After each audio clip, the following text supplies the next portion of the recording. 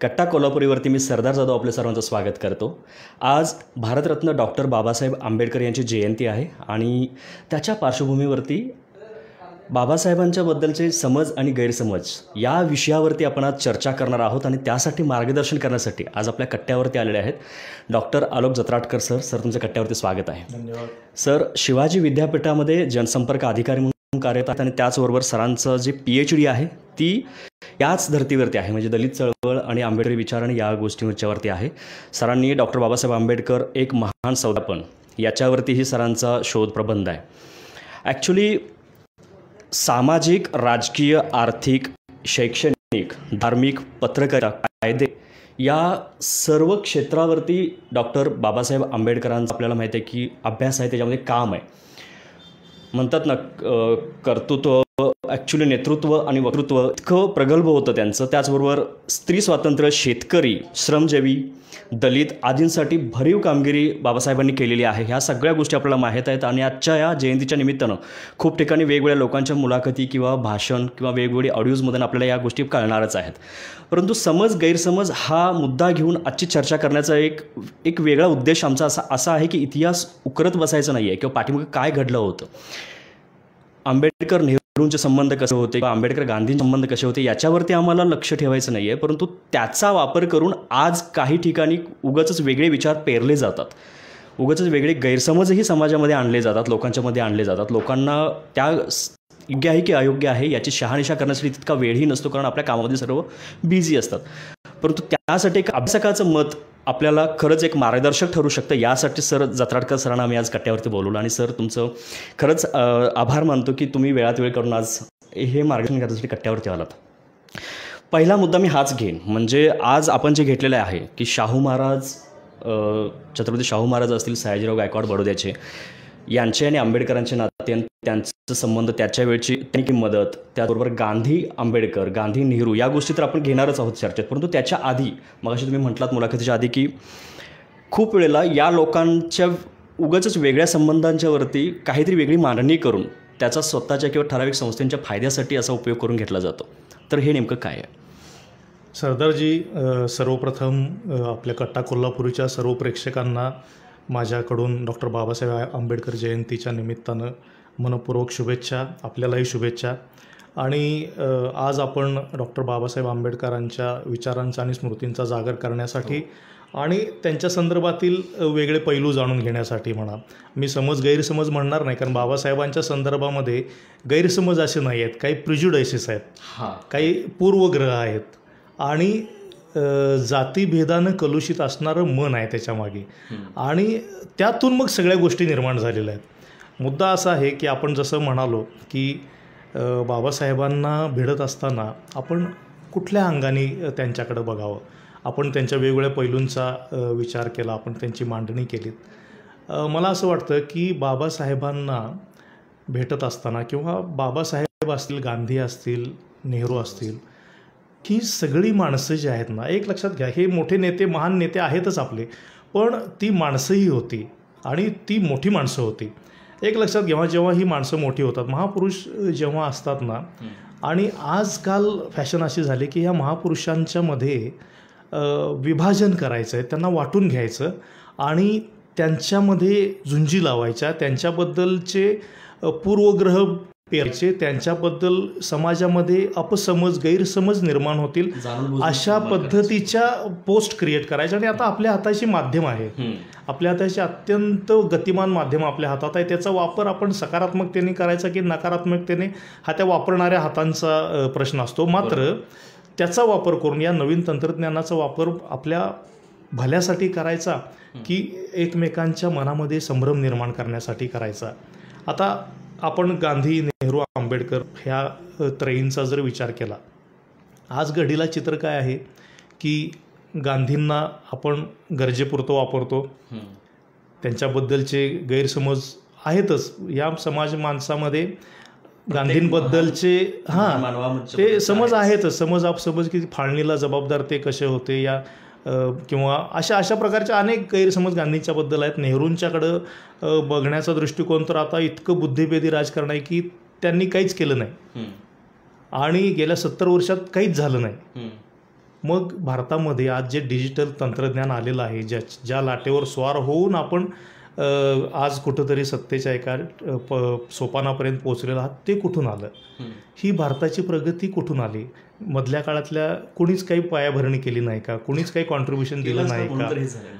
मुळात या सगळ्या आपण एक लक्षात घेऊ की हा जो आपला भारत आहे, या आधुनिक भारताची जी पायाभरणी केली तीच मुळात या त्रयीनं केलेली आहे. गांधी, नेहरू, आंबेडकरांनी ह्या आधुनिक भारताची पायाभरणी केली. हे वास्तव आपण समजून घेतलं पाहिजे, हे मान्य केलं पाहिजे. एक लक्षात ठेवा, तुम्ही कळसाकडे जेव्हा नजर ठेवता तेव्हा त्याच्या पायाचं तुम्ही अस्तित्व जर नाकारलं तर कळसाला महत्त्व नाही, तो तिथं टिकणारच नाही.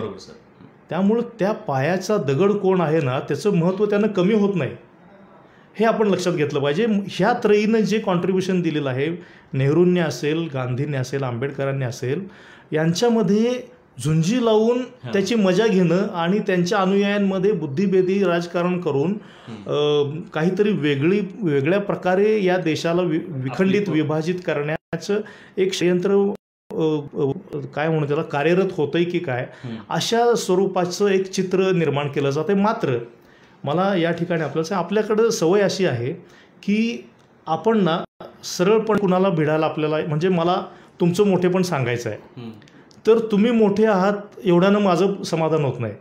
मी तुमच्यासमोर कुणाला तरी उभं करायचं आणि तो किती खुजा आहे असं दाखवल्यानंतर मग तुमचा मोठेपणा सिद्ध करायचा. खरं तर याची गरज अजिबातच नसते. मात्र हे सातत्यानं केलं जातं आणि या महापुरुषांच्या बाबतीत तर हा प्रयोग वारंवार होतो आणि आपल्याला त्याशिवाय त्या माणसाचं मोठेपणच लक्षात येत नाही. म्हणजे आंबेडकरांना मोठं दाखवायचं तर त्यांच्याच समोर मला गांधींना खुजा दाखवायची गरज का भासते? पण ते मी दाखवतो, मग तिथं मला आंबेडकर आणखी मोठे वाटायला लागतात. तो माझं समाधान होतं फक्त. बरोबर. प्रत्यक्षात तसं असेलच असं नाही. किंवा गांधींचं मोठेपण दाखवण्यासाठी मग आंबेडकरांना खुजं दाखवायचं आणि मग तिथे गांधींची प्रतिमा उजळवायची, किंवा गांधी नेहरूंचे मतभेद होताना तिथे नेहरूंना खुजेपणा द्यायचा आणि गांधी मग त्यांच्यापेक्षा किती महान होते हे दाखवायचं. हे जे कोंबड्यांच्या झुंजी लावण्याचा जो प्रकार आहे त्याप्रमाणे आपण महापुरुषांच्या झुंजी लावतो आणि मग त्यातली मजा घेतो. कारण हे मुद्दामून जाणून बसून ठराविक कोणीतरी करतं. हे आता त्याच्या मागे कसं आहे की एक लक्षात घ्या, ते त्याच्या मागचे ब्रेन कुणी असतील, आपल्याला त्या गोष्टीत बिलकुल जायचंच नाही आहे. मला आज आपल्या या चर्चेतून फक्त हीच गोष्ट सांगायची आहे की या झुंजींच्या पलीकडे जाऊन या माणसांना आपण कधी समजून घेणार आहोत. बरोबर. ते समजून घेणं महत्त्वाचं आहे. मग लक्षात घ्या, मी जेव्हा सांगतो की गांधी हा माणूस असा, जेव्हा ते साऊथ आफ्रिकेतून आले भारतामध्ये, गांधींनी गोखलेंच्या सांगण्यावरून असेल किंवा कसंही, तर स्वामी विवेकानंदांच्या नंतर या भारत भ्रमण करून हा देश समजून घेणारा माणूस जर कोणी असेल तर ते म्हणजे गांधी होते. गांधीजींच्या नंतर मोतीलाल नेहरूंनी परदेशामध्ये शिकायला पाठवलेला त्यांचा तरुण मुलगा जवाहर जेव्हा भारतामध्ये आला तेव्हा तो अत्यंत मॉडर्निस्ट, पाश्चात्य विचार सरणीचा मोठा प्रभाव असणारा असा तो तरुण या देशामध्ये, आणि त्या सगळ्या मॉडर्निझमच्या संकल्पना स्वतःसोबत घेऊन आलेला होता. मग त्या माणसाला या भारताशी जोडण्याचं काम जर कोणी केलं ते गांधींनी केलं. आणि मग जेव्हा नेहरूंनी नुसतं गांधींच्या सांगण्यावर विश्वास नाही ठेवला, डिस्कवरी ऑफ इंडिया केली, डिस्कवरी भारताचा शोध घेतला. एक लक्षात घ्या, ह्या माझी लेगसी काय याचा शोध जेव्हा नेहरूंनी घेतला तेव्हा आपल्या मनातल्या संकल्पना आणि प्रत्यक्षातला भारत यांच्यामधली दरी त्यांच्या लक्षात आली, किंवा आपल्या लेगसीची, आपल्या सांस्कृतिक वारशाची जाणीव त्यांना झाली.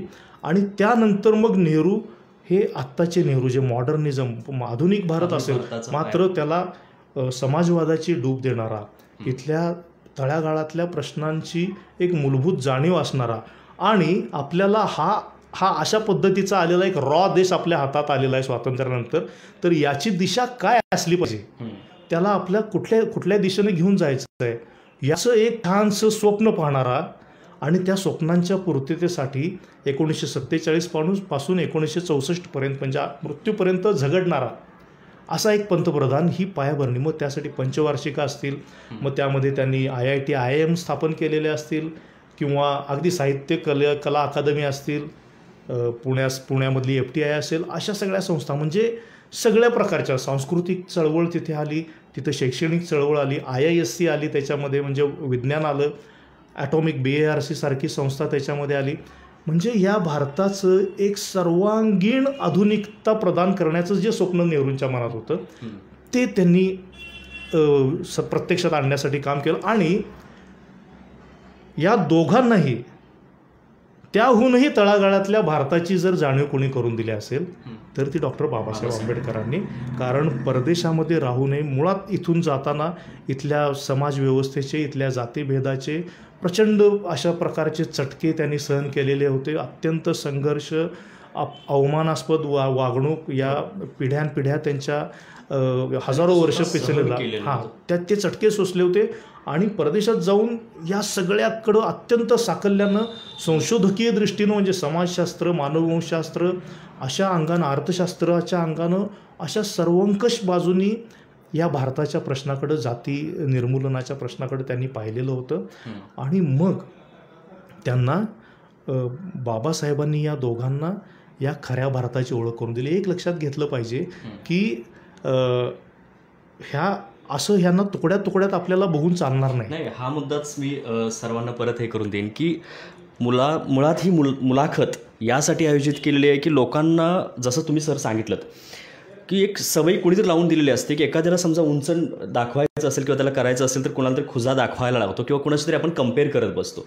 परंतु ही माणसं अशी आहेत, गांधी, नेहरू, आंबेडकरच नाही तर सगळेच, सुभाषचंद्र बोसपासून सगळीच माणसं अशी आहेत की देशाच्या जडणघडणीमध्ये सगळ्यात मोठा वाटा त्या लोकांचा आहे. आणि त्यांना कुणाशी कम्पेअर करून त्यांचा मोठेपणा दाखवायची गरज नाही, त्यांचा मोठेपणा त्यांच्याजवळ ऑलरेडी आहे. जसं आता सरांनी थोडक्यात सांगितलं की नेहरू त्यांच्या ठिकाणी वेगळे होते कारण ते बाहेरून आले होते, परंतु असं नाही आहे की त्यांनाच डायरेक्ट आंबेडकरांसारखं त्या लहान लेवलला जायला पाहिजे. ते त्यांच्या ठिकाणी वेगळे होते परंतु ते देशासाठी त्या विचारानं काम करत होते. जसं सरांनी सांगितलं की IIT पासून खूप साऱ्या अशा गोष्टी, FTI पासून सगळ्या अशा त्यांनी कशा आणल्या. तर गांधी त्यांच्या ठिकाणी योग्य होते आणि त्यांनी ते कसं मांडलं. परंतु या सर्वांना एकत्र घेऊन सर्वांनी देश कसा बांधला हा एक मुद्दा सर त्याच्यात आपल्याला सहजपणे कळून आला असेल. म्हणजे एक डोक्यात आपला एक पूर्वग्रह दूषितपणा जो असतो, प्रिजुडाइसपणा, की हा माणूस या माणसापेक्षा या माणूस चांगला होता, तर इथं कम्पेअर करणं मुळात हे आपलं चुकीचं आहे. कारण ते खरंच महामानव होती, महान माणसं होती. आणि त्यांचा देश जो घडलेला आहे ना तो खरंच तो एक पाया फार मोठा. मला आणखी एक सांगायला आवडेल की या संघर्षामध्ये गांधी आंबेडकर संघर्ष हा एक लोकांच्या फार आवडीचा विषय आहे. म्हणजे असं वाटतं आणि ते आहेही. म्हणजे मी तुम्हाला सांगतो की ते प्रकरणच इंटरेस्टिंग आहे. कारण मी अभ्यासक म्हणून हे तुम्हाला निश्चितपणात सांगू शकतो की ती मतभेद होते, मात्र तरीही ते एकमेकांचं डिसरिस्पेक्ट करत अजिबात नाही. कारण मी सांगतो, बाबासाहेबांनी ॲनिहिलेशन ऑफ कास्ट ज्यावेळी 1935-36ला ते प्रकाशित केलं तर त्याच्यावरतीची टीका गांधींनी त्यांच्या जर्नलमधून प्रकाशित केली, हरिजनमधून, आणि त्याला उत्तर बाबासाहेबांनी दिलं. तर दुसरी आवृत्ती काढताना बाबासाहेबांनी त्या ॲनिहिलेशन कास्टच्या आवृत्तीमध्ये गांधींनी त्याबद्दल काय म्हटलेलं आहे ते छापलं. त्यानंतर लाहोरच्या जातपात तोडक मंडळानं जी ते आयोजित केली होती, त्यांचं जे व्याख्यान आयोजित केलं होतं, मात्र ते झालंच नाही. तर त्या संतरामांची प्रतिक्रिया गांधींच्या प्रतिक्रियेवरती त्यांची प्रतिक्रिया, आणि या दोन्हीचा परामर्श घेणारं स्वतःचं परत एक निवेदन स्वतंत्र हे त्यामध्ये लिहिलं. आणि हा एक प्रकरण झालं. त्यानंतर आपण बघतो की पुणे कराराच्या बद्दल त्यावेळी तर बाबासाहेबांना त्यावेळी आणि सायमन कमिशन समोर जेव्हा बाबासाहेब साक्ष द्यायला गेले तेव्हा तर सगळ्यांनी त्यांना देशद्रोहीच ठरवलेलं होतं. कारण गांधींच्या आदेशापलीकडे वागणारा तो देशद्रोही अशा पद्धतीचं, आणि सायमनला गो बॅकची हाक दिलेली होती. मात्र बाबासाहेबांनी तसं केलं नाही. आपल्या राजकीय हक्कांसाठी सायमन कमिशनसमोर त्यांनी साक्षही दिलीच. आणि त्यामुळं लोकांना राग आला होता, कारण गांधींचं ऐकत नाही म्हणजे काय, असं एक लक्षात ठेवा. ते महानच होते. त्यामुळे लोकांच्या मधला गांधींचा ऑरा हा बाबासाहेबांपेक्षा हा निश्चितपणानं त्यावेळी मोठा होता. आणि त्यामुळं स्वातंत्र्य चळवळीत त्यांचं स्थान आहे की नाही अशा पद्धतीची चर्चा लोक करायला लागले. तो वेगळा भाग आहे. मला सांगायचं होतं ते हे की अशा पद्धतीनं ह्या गाठी होत्या. मात्र हे लक्षात घ्यायला पाहिजे की गांधींनी जेव्हा हरिजन वृत्तपत्र चालू करण्याचे ठरवलं तेव्हा पहिल्या अंकासाठी त्यांनी बाबासाहेबांना संदेश मागितला होता. तर तुम्हाला ऐकल्यावरती गंमत वाटेल की पहिल्या अंकामध्ये 3ऱ्या पानावरती हरिजनच्या बाबासाहेबांची प्रतिक्रिया आहे त्याच्यामध्ये, संदेश नाही. त्यामध्ये बाबासाहेबांनी फार इंटरेस्टिंगली म्हटलं आहे की म्हणजे बघा, आपण गेल्या शनिवारी भेटलो असता, आपण मला हरिजनसाठी संदेश द्यायला सांगितला, मात्र जे तमाम हिंदू समाज आहे तो मला माझा संदेश कितपत गांभीर्यानं घेईल, कारण तो मला आपला मानतच नाही, तर तो माझा संदेश किती गांभीर्यानं घेईल अशी मला शंका वाटते. त्यामुळे मी संदेश काय देत नाही, पण एक स्टेटमेंट देतो.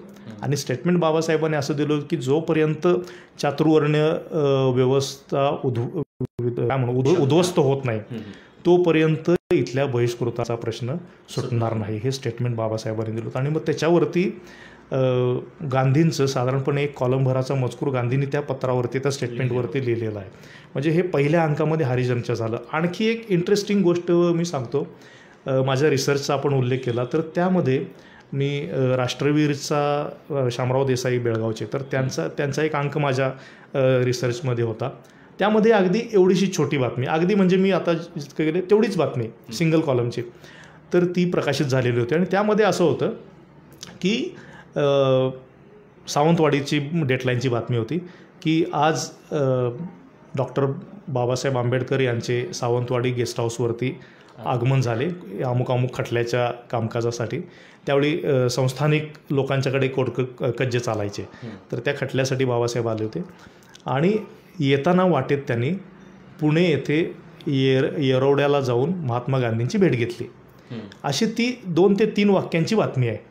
आता एक गमतीची गोष्ट लक्षात घ्या, आपल्याला पॉप्युलर ह्या दोघांच्या गाठीभेटी माहिती असतात, मात्र त्या पलीकडं आता आजही येरवड्याला जायचं म्हटलं तर ती किती आपल्याला वाटवाकडी करून जावं लागतं. आणि बाबासाहेब मुंबईवरून सावंतवाडीला येत असताना पुण्यावरून इतकी वाटवाकडी करून महात्मा गांधींना भेटतात आणि त्यांची विचारपूस करून मग ते पुढे सावंतवाडीला येतात. खरं तर कारण नव्हतं, कारण तशी काही बिलकुलच गरज नव्हती त्यांनाही. मात्र ते भेटले, त्याची विचारपूस केली. म्हणजे आपण काय लक्षात घ्यायला पाहिजे की तो काळाचा एक मोठा पटल आहे, तो आपण नजरेसमोर ठेवला पाहिजे आणि त्यावरती या लोकांचा पूर्ण तो कॅनव्हास नजरेसमोर आणून मग यांच्या कार्याकडे आपण बघायला पाहिजे. म्हणजे नुसतंच त्यांना एकमेकाचे शत्रू होते किंवा ते एकमेकाला पाण्यातच बघत होते असं नाही. एक लक्षात ठेवा, त्यांच्या आपापल्या भूमिका होत्या, त्यांना जिथं जिथं छेद जात होता तिथं त्यांचे मतभेद होते आणि सगळ्यात जास्त प्रमाणामध्ये ते त्याचा प्रतिवाद करण्याचा प्रयत्नही करत होते आणि त्यांनी तो केला. मात्र ती कटुता मनामध्ये ठेवली नाही, ते पर्सनली घेत नव्हते. त्यांना जे काम करायचं होतं, जेव्हा ह्या देशाचं संविधान कोणी लिहायचं, कोणी निर्माण करायचं असा प्रश्न आला, तेव्हा युनॅनिमसली गांधीजींनी, पंडित नेहरूंनी बाबासाहेबांच्या व्यतिरिक्त त्या लायकीचा किंवा त्या तोडीचा माणूस या देशात किंवा जगाच्या पाठीवर कोणी नाही, उच्च शिक्षित असेल आणि ते परसेप्शन त्यांचं इतकं आकलन, सामाजिक आणि कायद्याचं आकलन इतकं प्रकांड पंडित अशा स्वरूपाचे ते होते. त्यामुळं तिथं पर्यायही नव्हता, नाही तो त्यांनी घेतला.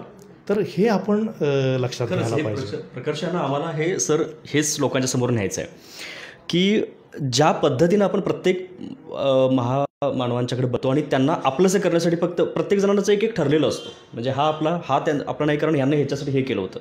परंतु त्यांच्या लेवलला ती महान माणसं त्यामुळं होती की ती एकमेकांच्याबद्दल कधीही राग द्वेष असा मनात ठेवायचे नाहीत. मतभेद असणं साहजिक आहे, थोडे विचारांचे मतभेद असणं, परंतु एकमेकांच्याबद्दल जवळीकता तेवढीच मनानं असायची. त्याचमुळं तर ते देशासाठी इतकं सगळं काम मोठं करू शकलेत.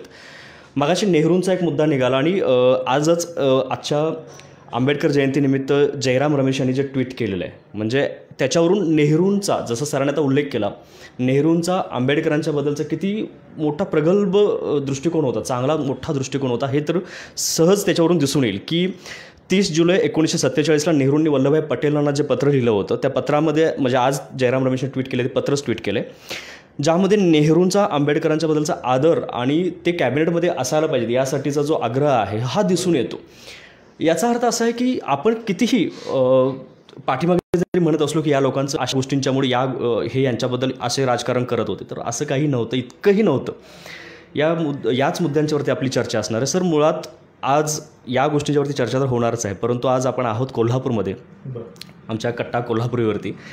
शाहू महाराज, छत्रपती शाहू महाराजांनी आंबेडकरांना जी मदत केलेली आहे म्हणा, किंवा त्यांच्या दोघांचे जे संबंध होते, माणगाव परिषदेपासून असतील किंवा त्यांच्या बाहेर शिक्षणासाठी जाण्यासाठी असतील, ते तर ऑफकोर्स जगजाहीर आहेत. आणि बडोद्याचे सयाजीराव गायकवाड, महाराज सयाजीराव गायकवाड यांचे काही किस्से आणि या आठवणींच्या पासूनच आपण या पुढच्या मुलाखतीच्याकडे वळूया.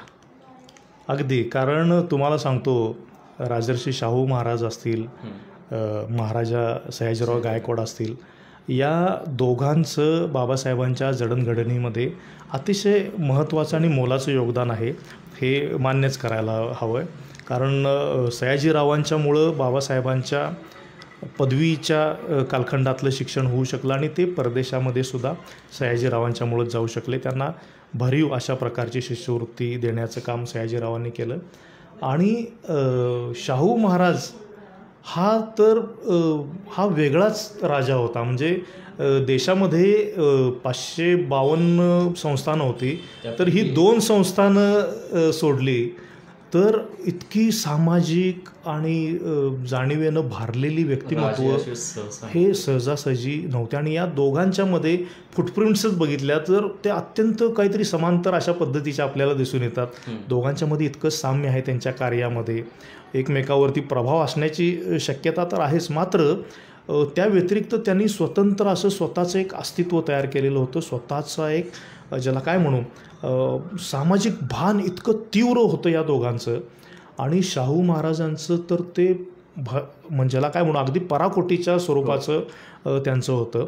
आणि जेव्हा मग महाराजांना समजलं की बाबा कोणीतरी एक महार समाजातला मुलगा परदेशी जाऊन उच्च शिक्षण घेऊन आला आहे, तर त्यांचं असं म्हणजे अगदी कोल्हापुरी रांगडेपण आणि ते जे होतं ना, ते महाराजांच्यामध्ये ओतप्रोत भरलेलं होतं. ते उठून डायरेक्ट कुठला महाराज भेटायला जाईल सांगा, कुठला तरी म्हणजे तेव्हा अतिशूद्र समाजातला एक कोणीतरी झाला तर त्याला बोलवून आणणारे किंवा असंच दुसरा एखादा राजा सांगितलं, पण हे उठले आणि गेले भेटायला. मुळात ते हे खरं राजेपण. मी जे म्हणतो ना की त्या एक बाबा ह्या समाजातला मुलगा शिकला याचा किती आनंद.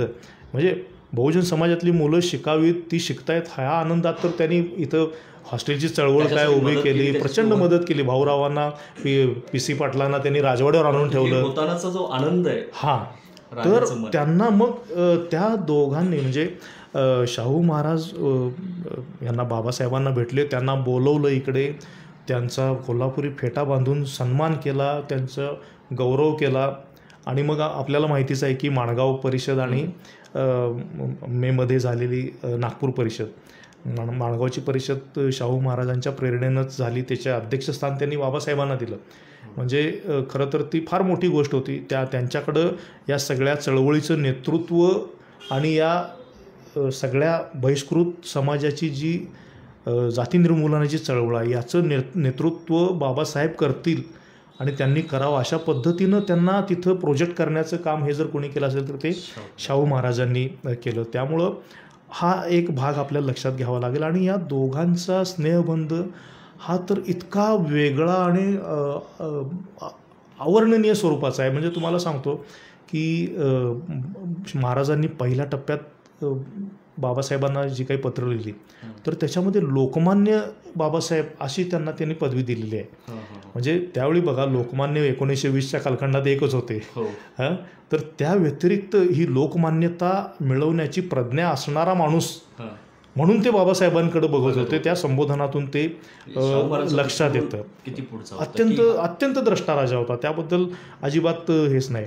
आणि नंतर झालं असं की एकतर मग मूक नायकासाठी 2,500 रुपयांची थैली देणं ही आणखी एक मोठी गोष्ट होती की बाबा तुम्ही जर इतका छान वृत्तपत्राचा उपक्रम करताय ते चालू करण्यासाठी महाराजांनी त्यांना 2,500 रुपयांची थैली देणं हा एक वेगळाच पैलू होता. त्यानंतर झालं असं की महाराजांच्या भगिनी आजारी पडल्या आणि त्यामुळं मेची जी अखिल भारतीय बहिष्कृतांची परिषद होणार होती नागपूरला, तर त्यावेळी महाराज जातील की नाही अशा पद्धतीची एक साशंकता निर्माण झाली होती. मग तेव्हा बाबासाहेबांनी महाराजांना पत्र लिहिलं की आपल्या भगिनी आजारी आहेत, हे तर ही चिंतेचीच गोष्ट आहे, मात्र आपल्याला ज्या समाजाबद्दल कळवळ आहे तो समाज इतकी वर्ष आजारी आहे आणि त्या वेदनेवरती उपाययोजना शोधण्यासाठी ही जी परिषद भरते आहे त्या परिषदेला जर आपण उपस्थित राहिला नाही तर मग आम्ही पाहावं कुणाकडं काय. त्यामुळं आपण काहीही करावं आणि यावं असं एक अतिशय भावनिक आवाहन करणारं पत्र बाबासाहेबांनी महाराजांना लिहिलं आणि शाहू महाराज त्या परिषदेला गेले आणि मग तिथेही ठराव झाले, अस्पृश्यता निवारणाचे ठराव झाले, अस्पृश्यांना शिक्षणाच्या संदर्भातले ठराव झाले आणि या परिषदेनंतर काही दिवसातच बाबासाहेब परदेशी परत त्यांचं उच्च शिक्षण पूर्ण करण्यासाठी रवाना झाले आणि त्यानंतर तिकडं बाबासाहेब असतानाच महाराजांचं इकडं निधन झालं. मात्र त्या दोघांचा पत्रव्यवहार चालू होता. अतिशय चांगल्या पद्धतीनं त्यांचा म्हणजे इथून शाहू महाराज त्यांना सांगायचे की बाबा हे असं एक केसरीच्या संदर्भात एक केस करायची आहे, तिथं काही होतं आहे का बघा तुम्ही तिथून. आणि त्यामध्ये त्यांची भावना अशी की तिथं केसरीवरती कुणीतरी केस टाकणारं कोण आहे तर तुम्ही लंडनमध्ये सुद्धा लोकप्रिय व्हाल अशी अपेक्षा महाराजांची. तर त्या अनुषंगानं ते त्यांना सांगतायत. तिथले काही त्यांचे स्नेही होते तर त्यांना भेटण्यासाठी पत्र देत आहेत. बाबासाहेबांनी ब्राह्मणेतर चळवळीचा प्रचार आणि प्रसार लंडनमध्ये करावा यासाठी त्यांना पत्र लिहून प्रेरित करतायत. जरा ह्यांना भेटा बघा, तुम्हाला काही ह्या चळवळीच्या अनुषंगाने तिथं काही करता येतं का बघा, हे त्यांना सजेस्ट करतायत. मग त्याची प्रत्युत्तरं पण बाबासाहेबांनी पण त्यांची अंमलबजावणी करून त्यानुसार ज्या त्या वेळेला महाराजांना रिप्लाय दिलेले आहेत.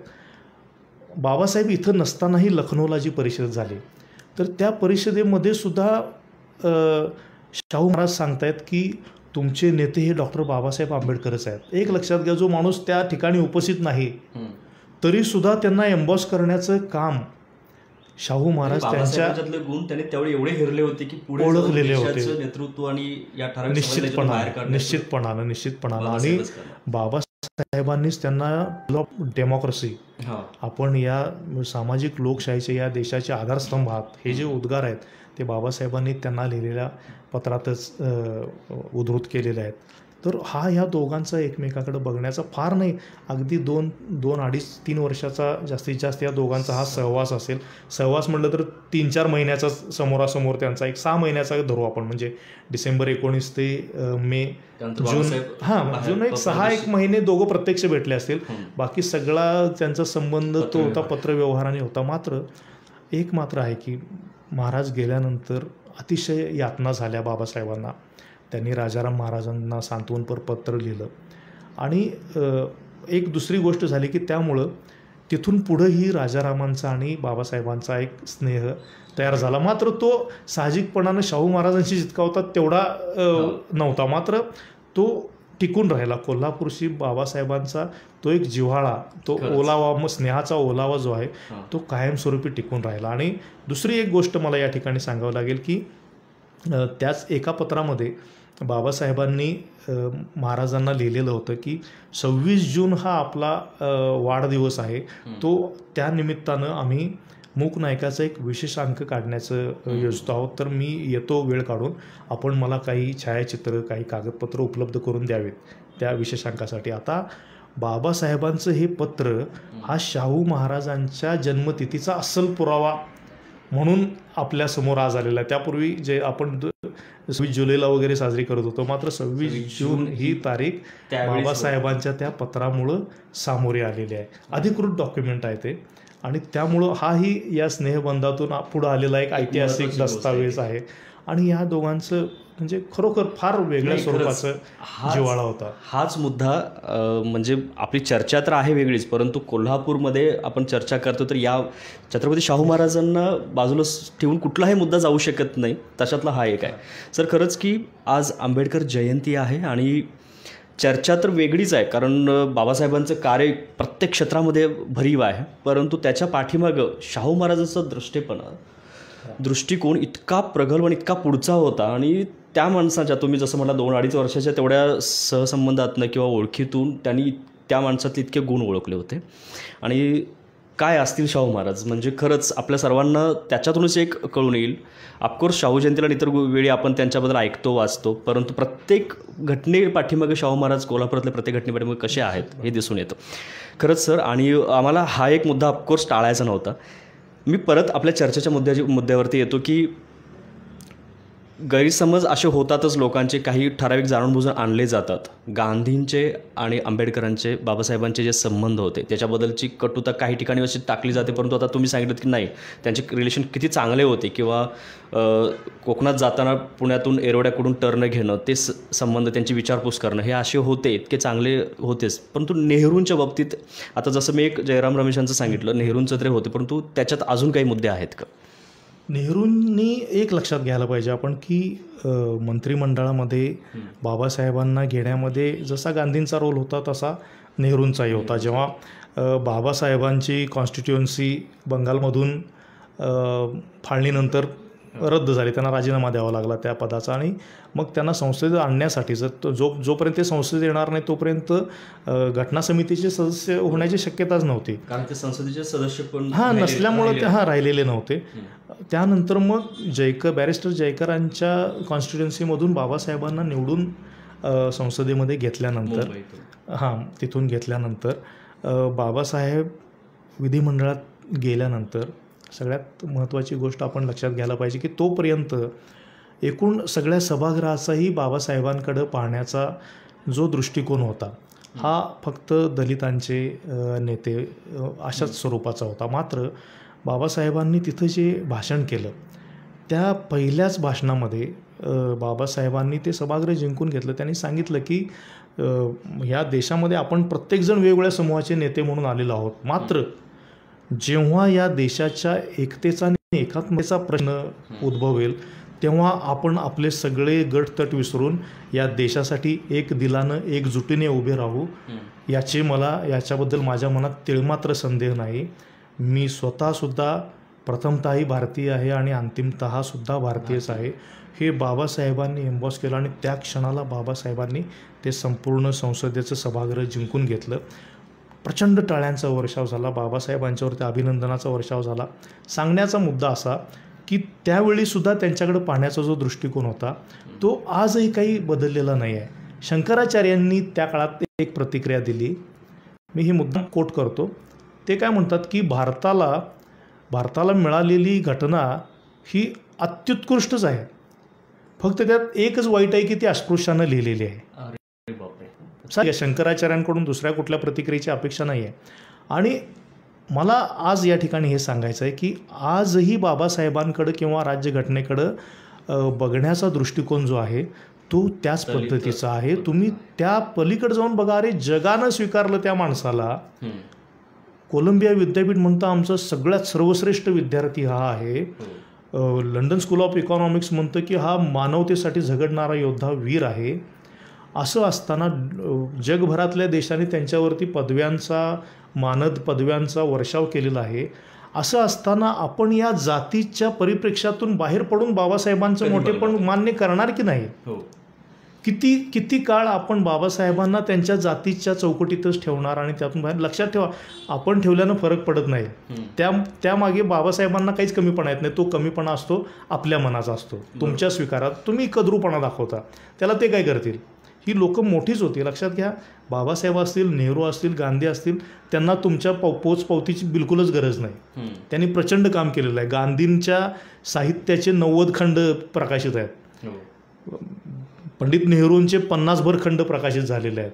बाबासाहेबांचे आत्तापर्यंत 22 खंड प्रकाशित झालेत. अद्याप अनेक खंड प्रकाशनाच्या मार्गावर येत आहेत. असं असताना इतकं त्यांनी लिटररी काम केलेलं आहे, इतकं सोशल काम केलेलं आहे. या सगळ्या पार्श्वभूमीवरती समाज मान्यतेची आज त्यांना गरज नाही. मात्र प्रॉब्लेम काय आहे की जोपर्यंत तुम्ही त्या पलीकडे जाऊन बघणार नाही, त्यांच्याकडे बघणार नाही. आणि वाईट गोष्ट काय होते आहे की मनुस्मृतीचे समर्थक आज म्हणतात की मनुस्मृतीचं राज्य आणा. ही किती घातक गोष्ट आहे. खरं तर तुम्हाला सांगतो, महाडमध्ये जो दिवस मनुस्मृती दहनाचा होता तो खऱ्या अर्थानं स्त्रीमुक्ती दिवस आहे. त्या क्षणाला या भारतातल्या स्त्रियांच्या मुक्तीचा हुंकार पहिल्यांदा भरला गेला मनुस्मृतीमुळे. त्यामुळं तो स्त्रीमुक्तीचा दिन आहे, तो आपल्या पददलितांच्या मुक्तीचा दिवस आहे. असं असताना आपण मात्र त्यांच्याकडं ह्याच पूर्वग्रहातून बघणार. आजही आपण त्यांच्याकडे जातीच्या चष्म्यातूनच बघणार. हा चष्मा तुम्ही कधी काढणार?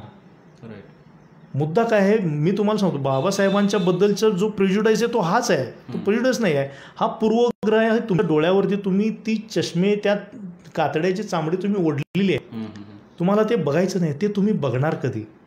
खरंच एक मला त्यातल्या त्यात समाधानाची बाब ही वाटते की आजची तुमच्यासारखी मुलं, अशी अनेक मुलं आहेत जी बाबासाहेबांना नव्यानं भेटतायत, ती नेहरूंना वाचतायत, ती गांधींना नव्यानं भेटतायत. म्हणून तर आज मुन्नाभाई सारखा चित्रपटातून गांधीचं नव्यानं प्रोजेक्शन करण्याचा प्रयत्न होतो. रणजित सारखा ताज्या दमात अजून 30च्या उंबरठ्यावरचा पोरगा, तो आज त्याचा कबाली असेल, काला असेल, त्यातून आंबेडकर वादाला भिडतो, त्याची मांडणी करतो, कमर्शियल चौकटीमध्ये मांडणी करतो. किती आक्रमकता आहे त्याच्यामध्ये. माझ्यासाठी समाधानाची बाब ती आहे की मात्र या तरुणांची संख्याही वाढली पाहिजे, याचा कारवा झाला पाहिजे.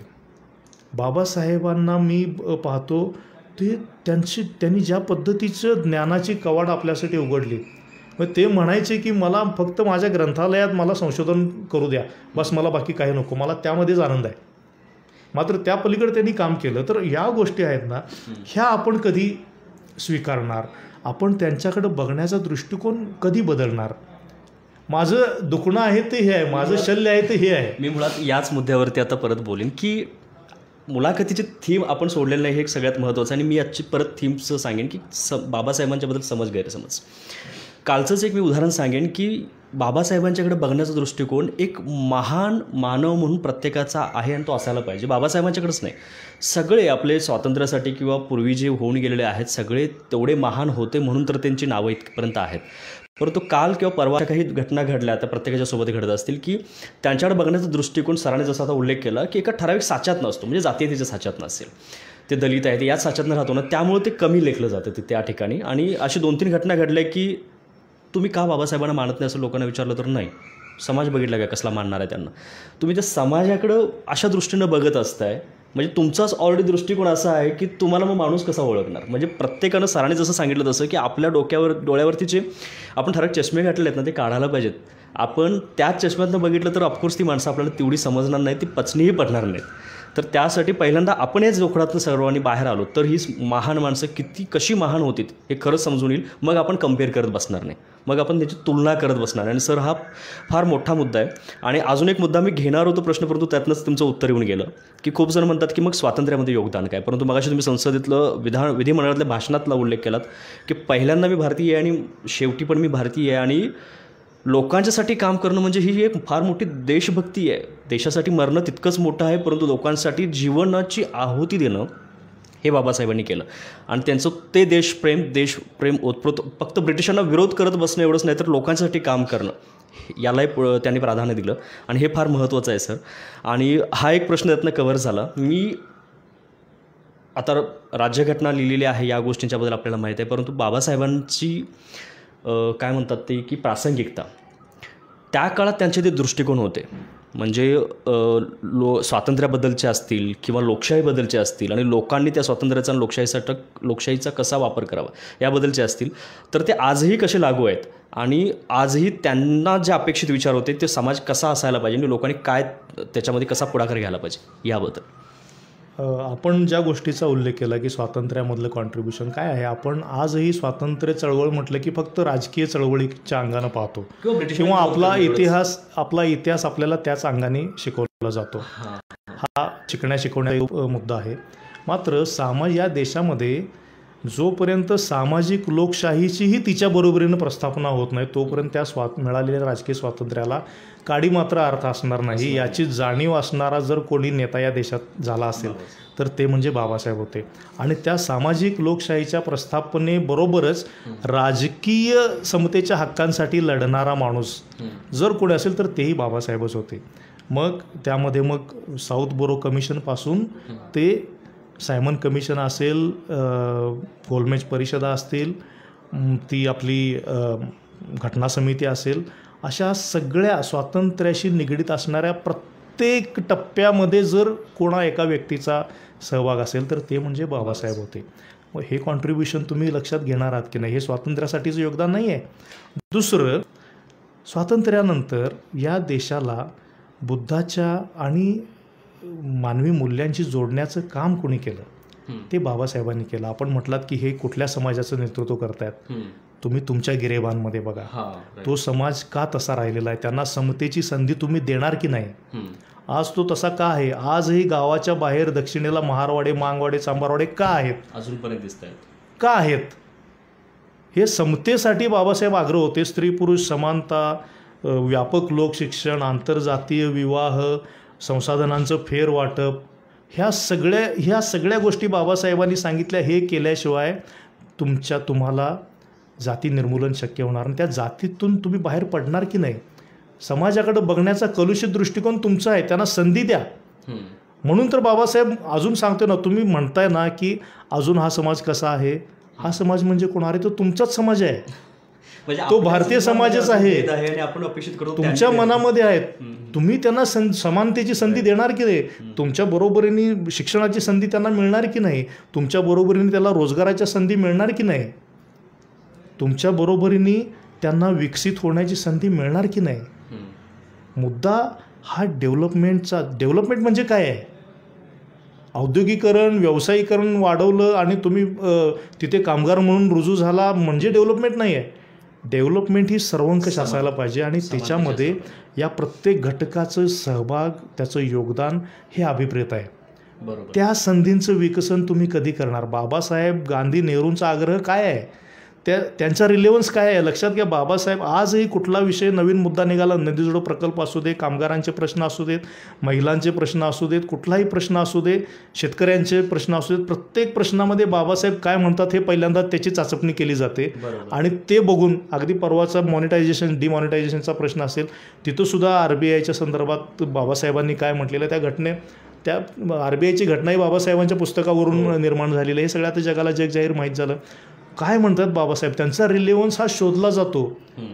हे लोक नुसते त्या काळात नाही आहे. आज एक मी छानपैकी फेसबुकला मला वाटतं राजरत्न आंबेडकरांनी त्यांचा एक फोटो शेअर केला, तर त्या फोटोच्या खाली बाबासाहेब आंबेडकर 1891 ते फॉरेवर, आणि हे फॉरेवर जे आहे ना, हे गांधी, नेहरू, आंबेडकर आणि या देशासाठी ज्यांनी रक्त, घाम आटवलेला आहे, आयुष्य दिलं, त्या सगळ्यांसाठी लागू आहे.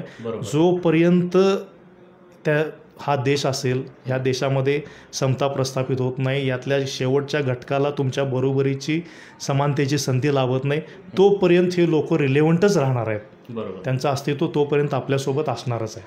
प्रासंगिकता मला ह्या दृष्टिकोनातून अपेक्षित आहे की सर, त्या काळात त्यांनी ऑफकोर्स आजचा समाजव्यवस्था अशी विस्कटू शकते आणि त्याच्यासाठी काय असायला पाहिजे लोकांची विचारधारणा किंवा विचारसरणी, याबद्दल त्यांनी मांडणी. आणि खरंच तुम्ही तर त्यातनं सांगितलं थोडक्यात, जसं आता सांगितलं की कुठलाही म्हणजे शेतकरी कायदे असतील, बँकिंगचे असतील किंवा कुठल्याही गोष्टीसाठी आंबेडकर काय म्हणत होते याचा संदर्भ घेतला जातो.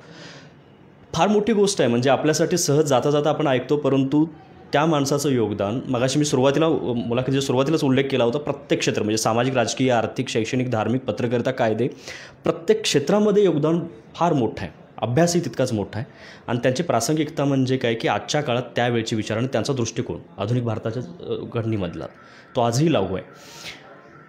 गैरसमज आणि समज यावरती तर आज जत्राटकर सरांनी खूप मोठमोठे मुद्दे आणि फार वेगळे मुद्देही सांगितले आहेत. जसं की आपल्या मनात कुठेतरी आपल्या कमी वाचनामुळे असेल किंवा कोणीतरी आपल्यावरती बिंबवलेलं असेल. जसं सुरुवातीला तुम्ही सर उल्लेख केलात की हातात मिळाला मीडिया, ज्याला सहसा आपण नॉन एडिटोरियल म्हणजे ज्याला संपादकच नाही असा मीडिया आहे, जो कुणीही काही टाकतं ते आपल्यासमोर येतं आणि त्याच्यातनं आपण ते खरं मानून जातो. परंतु ते कुणाला तरी आणायचं आहे. मुळात ही माणसं, सर्वच माणसं फार महान होती.